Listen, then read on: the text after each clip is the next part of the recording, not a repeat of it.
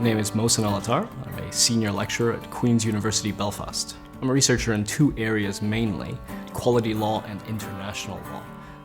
I became interested in law as a teenager, and I was always curious about difference and looking at different forms of difference that we have in society. So some children are born into mansions and some children are born on the streets. And I always wondered about those levels of inequality and what role law plays in either redressing that inequality or preserving, exacerbating that inequality. I thought to myself I could probably answer that question by engaging in the study of law. Society is constantly in motion, and law is meant to follow society. Some say law is meant to lead society. The right to housing, the right to education, the right to food.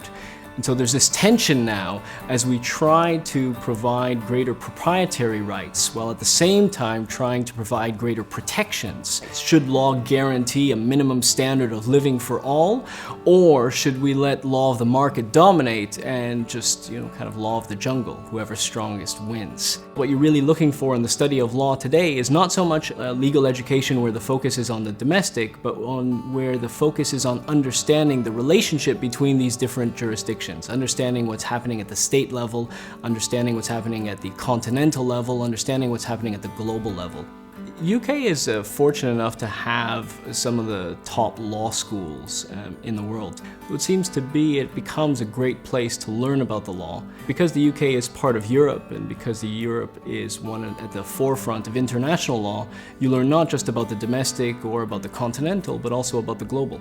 In terms of my own research and looking at whether the laws that we create are ultimately about empowering the people, empowering us, or are they more about empowering corporations and providing them with greater authority, greater control over our representatives and then as a result over our societies. It seems at the moment that corporations are in the lead and are largely taking control of global regulation. People often think that if you break the law, you're doing something wrong. But what if you happen to disagree with the law? Do you have any free will, any autonomy, any ability to disagree with something that has been enacted? If I were to give a song to someone else, am I a friend because I'm offering them something, or am I a pirate because I'm engaged in format shifting? If you think of law and science, we now have the ability to clone certain animals. What happens when we can clone humans as well? Do I have rights over my clone, or is my clone an independent being? It's an interesting question to answer via law. Studying law is a little bit like desert navigation.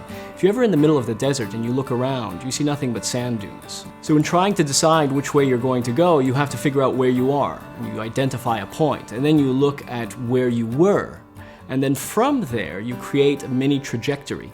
And then afterwards, you decide where you want to go, and then you align that, and it takes you from one point to the end. I decided to make the move to the UK as I wanted to be effectively at the center of all the action.